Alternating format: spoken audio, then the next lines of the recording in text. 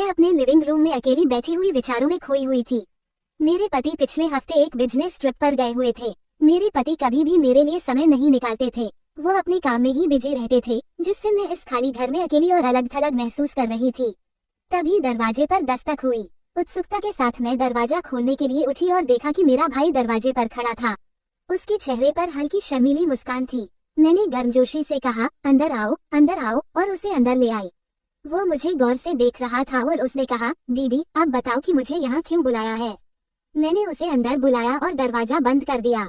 उसके पीछे पीछे मैं भी अंदर आ गई और उससे बातें करने लगी। थोड़ी देर बाद मैं चाय बनाने के लिए किचन में चली गई। जब मैं 2 कप चाय लेकर वापस आई तो मैंने उसके पास बैठते हुए कप उसके हाथ में दिया। मैंने अचानक पूछा, जीजा जी आए थे क्या? मैंने थोड़ी उदासी से कहा, हाँ आए तो थे, लेकिन 4 दिन रहकर ही वापस शहर चले गए। मेरी उदासी देखकर मयूर को ऐसा लगा कि मैं अपने पति से खुश नहीं हूँ। तभी वह मौके का फायदा उठाते हुए कहने लगा, दीदी मैं आपसे कुछ कहना चाहता हूँ, पर मुझे डर है कि कहीं आप बुरा ना मान जाएं। मैंने उसे प्रोत्साहित करते हुए कहा, तुम बताओ क्या बात है। मयूर ने एक ही झटके में कहा, दीदी सच तो यह है कि आप मुझे बहुत अच्छी लगती हो और मैं आपसे प्यार करने लगा हूँ। आपकी खूबसूरती का मैं दीवाना हूँ। मयूर की बातें सुनकर मेरे जज्बात भड़कने लगे। फिर वह धीरे धीरे मेरे करीब आया और लगातार 2 घंटों तक मेरा नाम निशा है और मेरी उम्र अभी 22 साल है, लेकिन खूबसूरती के कारण मैं अभी 16 साल की लगती हूँ। मेरे पति का नाम रमेश है और वह शहर में नौकरी करते हैं। मैं अपने पति की गैर मौजूदगी में भी घर की जिम्मेदारियों को बखूबी निभा रही हूँ। मेरा एक बेटा और एक बेटी है। बेटे की उम्र 7 साल है और बेटी की 5 साल। जिंदगी बड़े आराम से चल रही थी, लेकिन अचानक ही इस हंसती खेलती जिंदगी में एक बदलाव आ गया। काजल की भाभी का बेटा मयूर अक्सर उनके घर आता जाता रहता था। शुरुआत में काजल ने मयूर पर ज्यादा ध्यान नहीं दिया, लेकिन एक दिन उसने उससे कहा, तुम रोज रोज अपने आंटी के घर पड़े रहते हो, क्या तुम्हारे पास कोई काम धंधा नहीं है? मयूर इस पर बस मुस्कुराया और बात को टाल गया। मयूर मेरा भाई है, इसलिए उसका घर पर आना जाना तो स्वाभाविक ही है। शुरुआत में मैंने इसे एक सामान्य बात समझा, क्योंकि भाई बहन का रिश्ता ही ऐसा होता है कि वे बिना किसी झिझक के एक दूसरे के घर आ जा सकते हैं। लेकिन जैसे जैसे समय बीतता गया, मैंने महसूस किया कि मयूर का रोज रोज हमारे घर आना कुछ असामान्य हो गया है। मयूर अक्सर बिना किसी कारण के हमारे घर पर आकर बैठ जाता। कभी कभी वह घंटों हमारे साथ बिताता, लेकिन उसकी मौजूदगी में मुझे एक अजीब सी बेचैनी होने लगी थी। मुझे समझ नहीं आ रहा था कि आखिर वह क्या चाहता है और क्यों वह इतनी बार आता है। एक दिन मैंने उससे सीधे सीधे पूछ ही लिया, मयूर तुम रोज रोज क्यों आते हो? तुम्हारे पास तो बहुत सारे काम होने चाहिए, फिर भी तुम यहाँ बार बार क्यों आते हो? उसने बस मुस्कुरा दिया और कहा, दीदी मैं यहाँ सिर्फ आपसे मिलने आता हूँ। उसका ये जवाब सुनकर मुझे राहत भी मिली और साथ ही कुछ सवाल भी मन में उठे। मैं सोचने लगी कि कहीं मैं मयूर को गलत समझ तो नहीं रही, लेकिन फिर भी उसके रोज रोज आने का सिलसिला जारी रहा। एक दिन जब मेरा भाई घर आया और बरामदे में रखी चारपाई पर बैठ गया, उसने अपनी आंखों में एक अजीब सी चमक के साथ मेरी ओर देखा और इधर उधर की बातों का सिलसिला शुरू कर दिया। बातें करते करते मयूर धीरे धीरे मेरे करीब आ गया और अचानक बोला, क्या आप जानती हैं कि आप कितनी खूबसूरत हैं, दीदी? मैं ये सुनकर चौंक गई, लेकिन फिर हंसते हुए बोली, काफी अच्छा मजाक कर लेते हो। मयूर ने सिर हिलाते हुए गंभीरता से कहा, नहीं दीदी मैं मजाक नहीं कर रहा हूँ, आप वाकई मुझे मोहित कर लेती हैं। मेरा दिल आपको देखने के लिए तरसता है, इसलिए मैं अक्सर यहाँ आता हूँ। मयूर के शब्दों ने मुझे एक पल के लिए स्तब्ध कर दिया। मैंने झिझकते हुए पूछा, तुम क्या कहना चाह रहे हो? मयूर मुस्कुराते हुए बोला, कुछ खास नहीं, बस मेरे साथ बैठो और मुझे बताओ कि जीजा जी कब वापस आएंगे। मेरी उलझन को भांपते हुए मयूर ने धीरे से कहा, मुझे तुम पर तरस आ रहा है। जीजा को तुम्हारी बिल्कुल भी परवाह नहीं है। अगर उन्हें परवाह होती तो वे तुम्हें इतने दिनों तक अकेला नहीं छोड़ते। मेरे सीने में दर्द हुआ। इसी दौरान मयूर ने कुछ ऐसा कहा जिसने मुझे अंदर तक झकझोर दिया। मैंने उसे जवाब दिया, मयूर तुम ऐसा कैसे कह सकते हो? मेरे पति के दूर रहने के अपने कारण हैं। मयूर ने धीमी आवाज में कहा, जब जीजा दूर होते हैं तो दीदी आपको उनकी कमी महसूस नहीं होती। अगर उन्हें सच में आपकी परवाह होती तो वे आपको इस तरह अकेला छोड़कर खुद गांव में रहने की बजाय आपके साथ रहते, और आप यहाँ अकेली इस हालत में उनके बिना रह रही हैं। मयूर की इस बात ने मेरी दुखती रग पर हाथ रख दिया था। भाई की बात सुनकर मैं सोच में पड़ गई। आखिर मैं भी तो अभी जवान ही हूँ, इस तरह अपने पति से दूर कब तक रह सकती हूँ? अभी तो हमारी उम्र है एक दूसरे के साथ प्यार से समय बिताने की। कुछ सालों बाद तो हमारी उम्र ढलने लगेगी। इसी दौरान मयूर मेरे पास आकर मेरा हाथ पकड़ते हुए कहने लगा, दीदी अब आप चिंता मत करो, सब कुछ ठीक हो जाएगा। इतना कहकर मयूर वहाँ से चला गया, लेकिन मेरे दिल में कई सवाल छोड़ गया। मैं सोचने लगी कि मयूर का मेरे यहाँ बार बार आने का मकसद क्या है। कुछ दिनों बाद मयूर फिर से आया। इस बार वह मेरे करीब बैठा और फिर से वही बातें शुरू कर दी। उसने कहा, दीदी मैं आपकी चिंता करता हूँ। मैं नहीं चाहता कि आप इस तरह अकेली रहें। आप बहुत खूबसूरत हैं और आपको हमेशा खुश रहना चाहिए। मैं मयूर की बातें सुनकर समझ नहीं पा रही थी कि उसे क्या हो गया है। उसका मेरे प्रति इस तरह का बर्ताव, उसकी बातें, ये सब मेरे लिए बहुत भारी हो रहा था। मेरे अंदर एक अजीब सा संघर्ष चल रहा था। मैं अपने मन को समझाने की कोशिश कर रही थी कि यह सब गलत है, लेकिन मयूर की बातें बार बार मेरे दिमाग में गूंज रही थी। मेरा भाई 20 साल का हट्टा कट्टा नौजवान है और दिखने में भी ठीक ठाक है। उसकी अभी शादी नहीं हुई है। वह गांव के एक राशन की दुकान में काम करता है और उसकी तनख्वाह भी गांव के हिसाब से ठीक ठाक है। मयूर के बार बार आने से उसके दिल में मेरे लिए एक खास जगह बन गई थी। उसने मुझसे ऐसी बातें करनी शुरू कर दी जिनसे मुझे एहसास हुआ कि वह मेरे बारे में अलग तरीके से सोचने लगा है। मयूर के दिल में मेरे लिए जो भावनाएं थी वह अब खुलकर सामने आने लगी थी। वो मुझसे बार बार कहता, दीदी मैं आपकी बहुत परवाह करता हूँ। आप अकेली क्यों रहती हैं? जीजा जी को आपके साथ होना चाहिए। उसकी यह बातें सुनकर मेरा दिल भर आता। मैं सोचने लगती, क्या मयूर सही कह रहा है? क्या मेरे पति को मेरी परवाह नहीं है? मयूर को हमेशा इस बात का डर था कि अगर उसने अपनी भावनाओं को जाहिर कर दिया तो कहीं मैं उससे नाराज ना हो जाऊं। लेकिन फिर भी उसके दिल में एक चाहत थी कि मैं उसकी भावनाओं को समझूं और उसे अपनाऊं। वह जानता था कि हमारे रिश्ते की मर्यादा बहुत महत्वपूर्ण है और अगर यह टूटी तो इसका असर हम दोनों के जीवन पर पड़ेगा। मयूर की बातें और उसकी भावनाएं अब मेरे दिल में भी जगह बनाने लगी थी। मैं अपने पति से बहुत दूर थी और मयूर की बातों ने मेरे अंदर की बेचैनी को और बढ़ा दिया था। मैं सोचने लगी, क्या मैं भी मयूर के प्रति आकर्षित हो रही हूँ? क्या मैं अपने पति की गैर मौजूदगी का फायदा उठाकर मयूर के करीब आना चाहती हूँ? मेरे अंदर एक भयंकर संघर्ष चल रहा था। एक ओर मैं मयूर की भावनाओं को नजरअंदाज नहीं कर पा रही थी और दूसरी ओर हमारे रिश्ते की मर्यादा मुझे हर बार रोक रही थी। मुझे समझ नहीं आ रहा था कि मैं क्या करूं, किससे बात करूं। मयूर का मेरे प्रति आकर्षण बढ़ता जा रहा था और मैं भी कहीं न कहीं उसकी बातों से प्रभावित हो रही थी। एक दिन मैं बरामदे में बैठी अपने विचारों में खोई थी। मयूर उस दिन पहले ही चला गया था और उसके जाने के बाद से ही मेरे मन में मयूर के विचार घूम रहे थे। उसके शब्द पूरे दिन मेरे दिमाग में घूमते रहे और इस वजह से मैं रात भर सो नहीं पाई। कुछ दिनों बाद मेरे पति रमेश छुट्टी पर घर आ गए। दरवाजे पर मुझे देखकर उनकी आंखें खुशी से चमक उठी। उन्होंने मुझे कसकर गले लगाया और कान में कुछ मीठी बातें कही जिससे मेरा दिल खुशी से भर गया। उस रात जब हम डिनर के लिए बैठे तो मैं अपनी असली भावनाओं को रमेश से छुपा नहीं पाई। मैंने कहा, तुम्हारे बिना यहाँ मेरा बिल्कुल भी मन नहीं लगता। अगर तुम घर से ही कोई काम कर लो तो हम सबके लिए अच्छा रहेगा, और अगर नहीं तो मैं भी बच्चों को लेकर शहर में तुम्हारे साथ रहूंगी। मेरी बात सुनकर रमेश हंसते हुए बोले, तुम पगला गई हो क्या? अपनी उम्र देखो, और फिर बच्चे भी बड़े हो रहे हैं। मैंने जवाब दिया, मेरी उम्र को क्या हुआ है? अभी मेरी उम्र ज्यादा नहीं हुई है। इस उम्र में तो बहुत लोग शादी करते हैं, तो क्या वे रोमांस नहीं करते? मेरी इस बात पर रमेश ने कोई जवाब नहीं दिया। वह 4 दिन ही घर पर रुके, लेकिन उन 4 दिनों में मुझे उनसे भरपूर प्यार मिला और मैं बहुत खुश थी। मैं चाहती थी कि वह हमेशा इसी तरह मुझसे प्यार करते रहें। लेकिन 4 दिन की खुशी के बाद मैं फिर से तन्हा हो गई। जब वह मुझसे दूर रहते हैं तो मुझे बिल्कुल भी अच्छा नहीं लगता। उनकी यादें मुझे तड़पाने लगती हैं।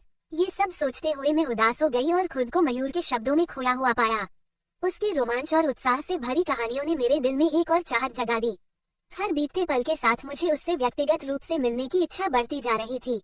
आखिरकार मैं अपनी उत्सुकता को और अधिक नहीं रोक पाई। मैंने फोन उठाया और अपनी माँ का नंबर डायल किया। मयूर कब आ रहा है? मैंने उत्सुकता से पूछा और अपनी आवाज में छिपे उत्साह को रोक नहीं पाई। माँ ने मुस्कुराते हुए जवाब दिया, वह अगले हफ्ते तुमसे मिलने आएगा। वह तुमसे मिलने का बेसब्री से इंतजार कर रहा है। ये खबर सुनकर मेरे भीतर खुशी की लहर दौड़ गई, क्योंकि अब मैं उस युवा से मिलने वाली थी जिसने अपनी कहानियों से मेरी कल्पना को बांध रखा था। दिन धीरे धीरे बीतने लगे और मैं उसके आने का बेसब्र होकर इंतजार करने लगी। फिर एक दिन अचानक मेरे दरवाजे पर दस्तक हुई। मैंने दरवाजा खोला तो सामने मेरा भाई मयूर खड़ा था। वो मुझे गौर से देख रहा था और उसने कहा, दीदी आप बताओ कि मुझे यहाँ क्यों बुलाया है? मैंने उसे अंदर बुलाया और दरवाजा बंद कर दिया। उसके पीछे पीछे मैं भी अंदर आ गई और उससे बातें करने लगी। थोड़ी देर बाद मैं चाय बनाने के लिए किचन में चली गई। जब मैं 2 कप चाय लेकर वापस आई तो मैंने उसके पास बैठते हुए कप उसके हाथ में दिया। मयूर ने अचानक पूछा, जीजा जी आए थे क्या? मैंने थोड़ी उदासी से कहा, हाँ आए तो थे, लेकिन 4 दिन रहकर ही वापस चले गए। मेरी उदासी देखकर मयूर को ऐसा लगा कि मैं अपने पति से खुश नहीं हूँ। तभी उसने मौके का फायदा उठाते हुए कहा, दीदी मैं आपसे कुछ कहना चाहता हूँ, पर मुझे डर है कि कहीं आप बुरा न मान जाएं। मैंने उसे प्रोत्साहित करते हुए कहा, तुम बताओ क्या बात है? मयूर ने एक ही झटके में कहा, दीदी सच तो यह है कि आप मुझे बहुत अच्छी लगती हो और मैं आपसे प्यार करने लगा हूँ। उसकी बात सुनकर मैं हैरान हो गई और तुरंत भड़क उठी।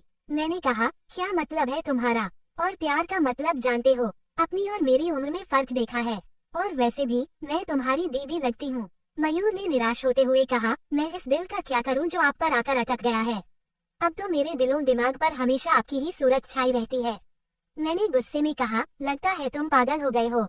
जरा सोचो, अगर घर वालों को ये सब पता चल गया तो मेरा क्या हाल होगा। मयूर ने चारपाई से उठकर मेरे पास आकर बैठ गया। उस वक्त मैंने उसका इस तरह से करीब बैठने पर कोई विरोध नहीं किया, जिससे मयूर की हिम्मत और बढ़ गई। उस दिन मैं और मयूर समुद्र के किनारे चट्टान पर खड़े थे। आसमान में सूरज ढल रहा था और उसके गुलाबी और नारंगी रंग हमारी दुनिया को एक अलग ही चमक दे रहे थे।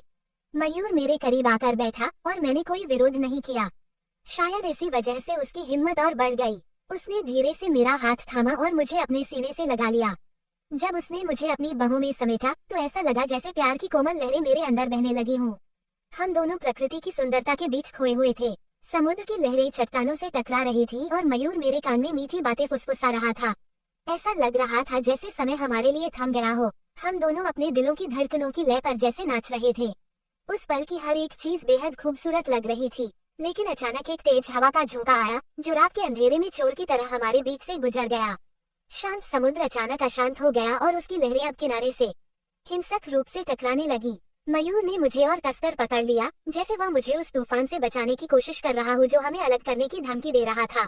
जब सब कुछ शांत हुआ तो हमने एक दूसरे से कोई सवाल नहीं किया और न ही किसी ने पछतावा जताया। कुछ देर तक हम वहीं एक दूसरे के गले लगे खड़े रहे, जैसे किसी सपने में खो गए हों। उस वक्त मुझे ऐसा लगा कि मैं आसमान में उड़ रही हूँ। वो खुशी जो शायद महीनों या सालों में भी नहीं मिली होती, मुझे उस पल में मिल गई। थोड़ी देर बाद मयूर ने मुझे अपना मोबाइल नंबर दिया और यह कहकर चला गया कि वह फिर लौटेगा। उस दिन के बाद मेरी दुनिया बदल गई थी। मयूर के साथ बिताए हुए पल मेरी सोच से कभी बाहर नहीं जा सके। हर बार जब मैं अकेली होती तो उसके साथ बिताए हुए लम्हों की यादें मुझे घेर लेती। कभी वह मेरा हाथ पकड़ता, कभी मुझे अपने करीब खींचता, और हर बार मेरे दिल में एक अजीब सी हलचल मच जाती। मेरे मन में एक अनचाहा रिश्ता बन गया था, जो न तो पूरी तरह से गुनाह था और न ही पूरी तरह से सुकून देने वाला। हर दिन जैसे एक नई चुनौती बन गया था। रमेश के साथ बिताए पलों की मिठास के बाद मयूर के साथ की गई वह नादानी मुझे बार बार झकझोर देती थी। मेरे अंदर लगातार दोहरी सोच चल रही थी। एक तरफ समाज की मर्यादाओं और रिश्तों की पवित्रता का बोझ था, और दूसरी तरफ वह अधूरी चाहत जो मयूर के साथ पूरी होती दिख रही थी। रमेश के जाने के बाद मेरे जीवन में एक और खालीपन आ गया था। उनके साथ बिताए 4 दिन किसी सुखद स्वप्न की तरह थे, जो अब समाप्त हो चुका था। मयूर के प्रति लगाव बढ़ता जा रहा था, लेकिन मेरे मन में उसकी बढ़ती हुई नजदीकियों को लेकर एक अनचाहा डर भी था। मैं खुद को इस सोच से दूर करने की कोशिश करती, लेकिन यह एक ऐसा बंधन था जिससे मैं चाहकर भी मुक्त नहीं हो पा रही थी। एक दिन अचानक मयूर का फोन आया और उसकी आवाज में वह कशिश थी जिसे मैं नजरअंदाज नहीं कर सकी। उसने मुझे पार्क में मिलने का सुझाव दिया, और जाने क्यों मैं मना नहीं कर पाई।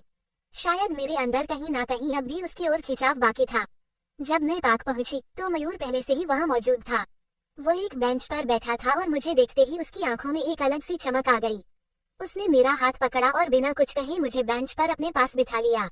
आसपास का माहौल एकदम शांत था, जैसे प्रकृति भी हमारी मुलाकात की गवाह बन रही हो। पेड़ों की छांव और हल्की हल्की बहती हवा ने उस पल को और भी खास बना दिया। मयूर ने धीरे से मेरे हाथों को अपने हाथों में लिया। मैंने कोई विरोध नहीं किया। उसका स्पर्श एक बार फिर मेरे दिल की धड़कनों को तेज कर गया। वो मेरे करीब आया, इतना करीब कि उसकी सांसें मेरे चेहरे पर महसूस होने लगी। मैंने उसकी आंखों में देखा और वहाँ वह सब कुछ दिखा जो शायद मेरे अंदर भी था, एक छुपी हुई चाहत, एक अनकही ख्वाहिश। उसने धीरे धीरे मेरी कमर के चारों ओर अपनी बाहें लपेट ली। मेरे दिल की धड़कनें और तेज हो गईं, लेकिन मैंने खुद को उसके करीब आने से नहीं रोका। ऐसा लग रहा था जैसे हम दोनों किसी और ही दुनिया में खो गए हों, जहाँ सिर्फ हम दोनों थे और कोई नहीं। मयूर ने धीरे से मेरा चेहरा अपने हाथों में लिया और अपने होंठ मेरे माथे पर रख दिए। उस पल में ऐसा लगा जैसे सारी दुनिया थम गई हो। मैंने अपनी आंखें बंद कर ली और बस उस पल को जीने लगी। उसकी नजदीकियां मुझे एक अजीब सी खुशी दे रही थी, जो मैं खुद से छुपाने की कोशिश कर रही थी। वह धीरे धीरे मेरी ओर झुका और उसके होंठ मेरे होंठों के करीब आ गए। मेरा दिल जोर जोर से धड़कने लगा और एक पल के लिए मैंने सोचा कि मुझे उसे रोकना चाहिए, लेकिन मेरे अंदर की चाहत ने मुझे रोकने नहीं दिया। हमारे होंठ मिले और उस पल ने जैसे मेरे सारे संकोच को भगा दिया। मैंने भी उसके साथ उस पल को जीने का फैसला कर लिया। हम दोनों ने एक दूसरे को थाम लिया और वह पल जैसे हमारे लिए ठहर गया था। उसकी बाहों में मैंने खुद को सुरक्षित महसूस किया और उस वक्त मेरे सारे डर, सारी चिंताएं कहीं गायब हो गईं। मैंने अपने हाथों से उसके बालों को सहलाया और उसने मुझे और कसकर अपनी बाहों में जकड़ लिया। उस पल में हमने अपने सारे बंधनों को तोड़ दिया। वह पाक का कोना अब हमारे प्यार की गवाही दे रहा था और हम दोनों उस पल में खो गए थे। वह प्यार, वह चाहत, वह नजदीकियां, सब कुछ जैसे हमें एक दूसरे के और भी करीब ला रहे थे। लेकिन तभी मेरी नजर हमारे आसपास घूमते कुछ लोगों पर पड़ी और मेरी तंद्रा टूटी। मैंने खुद को मयूर से दूर किया और अपने कपड़ों को ठीक करते हुए उठ खड़ी हुई। मैंने उससे कहा, मयूर, हमें अब यहाँ से जाना चाहिए। मयूर ने भी मेरे इशारे को समझा और वह भी उठ खड़ा हुआ। हमने पार्क से बाहर की ओर कदम बढ़ाए, लेकिन हमारे बीच की वो खामोशी बहुत कुछ कह रही थी। शायद हम दोनों ही समझ चुके थे कि हमने एक हद पार कर ली थी और अब हमें खुद को संभालना होगा। जब हम पार्क के बाहर पहुंचे तो मयूर ने मेरा हाथ पकड़ा और कहा, दीदी, मैं जानता हूँ कि जो कुछ हुआ वह शायद नहीं होना चाहिए था, लेकिन मुझे कोई पछतावा नहीं है। मैं आपके साथ बिताए इन पलों को हमेशा याद रखूंगा। इसी बीच एक दिन मेरे पति अचानक घर आ गए। उनकी तबीयत खराब थी। उस वक्त घर पर मयूर नहीं था, लेकिन मुझे डर लगा कि कहीं पति की मौजूदगी में वह न आ जाए। मैंने तुरंत मयूर को फोन कर सतर्क कर दिया। करीब 10 दिन बाद मेरे पति वापस चले गए, पर मेरे दिल में एक अजीब सा डर बैठ गया था। मुझे ऐसा लगने लगा कि कहीं मोहल्ले में किसी ने मेरे पति से यह बात न कह दी हो कि तुम्हारी पत्नी का भाई तुम्हारी गैरमौजूदगी में अक्सर यहाँ आता है। एक दिन मेरी एक पड़ोसन ने मुझसे कहा, तुम्हारे घर में एक जवान लड़के का बार बार आना जाना ठीक नहीं है। अब तुम्हारे बच्चे बड़े हो रहे हैं, इस पर कुछ ध्यान देना चाहिए। उसकी इस बात पर मैंने जवाब दिया, तुम हमारी फिक्र मत करो, मेरे घर कोई बाहर का नहीं आता जाता है। तब उसने कहा, तुम्हारा भाई बिना रोक टोक तुम्हारे घर आता जाता है। पड़ोसियों में शक पैदा हो चुका है। कुछ दिन बाद एक पड़ोसी ने मेरे पति से कहा, मयूर, तुम्हारी पत्नी का भाई तुम्हारी गैरमौजूदगी में तुम्हारे घर आता है, तुम्हें इस पर ध्यान देना चाहिए। इस बात से मेरे पति को लगा कि कुछ गड़बड़ हो सकती है। उन्होंने मुझसे पूछा, मयूर का क्या मामला है? ये सुनकर मेरी धड़कन बढ़ गई। मैंने कहा, तुम्हें ये सब कैसे सूझा? वह तुम्हारा साला है और कभी कभी यहाँ आ जाता है, तो इसमें क्या गलत है? फिर मेरे पति बोले, अगर हम घर में नहीं हैं, तो उसे यहाँ आने से मना कर दो। मैंने समझाया, तुम्हें पता है हमारे रिश्ते खराब हो जाएंगे। वह कोई गैर नहीं है। मेरे पति कहने लगे, मैं अपने बच्चे की देखभाल खुद कर सकता हूँ। उस वक्त मेरे मन में ये ख्याल आया कि मैं अकेली कैसे रहूंगी, ये सिर्फ मैं ही जानती हूँ। उन्होंने कहा, मैं सबके लिए ही बाहर रहता हूँ, क्या तुम्हें लगता है कि तुम्हारे बिना मैं खुश हूँ? मेरे मन में ये शंका भी उठी कि शायद पड़ोसियों ने उनके कान भर दिए हैं। मेरे पति जब भी घर आते थे, कुछ दिन में ही शहर लौट जाते थे, लेकिन इस बार उन्हें शहर जाने का मन नहीं हो रहा था। उन्हें लगने लगा कि उनके गृहस्थ जीवन की नींव हिल रही है। उस दिन के बाद से वह परेशान रहने लगे। कुछ दिनों बाद वह शहर चले गए, लेकिन उनका मन बार बार घर की ओर खींचने लगा। उन्हें शक होने लगा कि मैं उनके पीछे कुछ गलत कर रही हूँ। एक दिन अचानक उन्होंने बिना बताए छुट्टी लेकर घर लौटने का फैसला किया। जब वो घर आए तो उन्होंने देखा कि घर में कोई बच्चा नहीं था। वे सीधे कमरे की तरफ बढ़े। जब उन्होंने कमरे का दरवाजा खोला तो मैं उन्हें देखकर हैरान रह गई।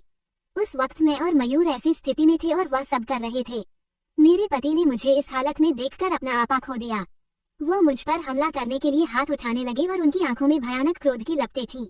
डर से मेरा दिल थम गया और मैं उनके क्रोध से बचने के लिए पीछे की ओर लड़खड़ा गई, लेकिन रमेश का गुस्सा थमने वाला नहीं था।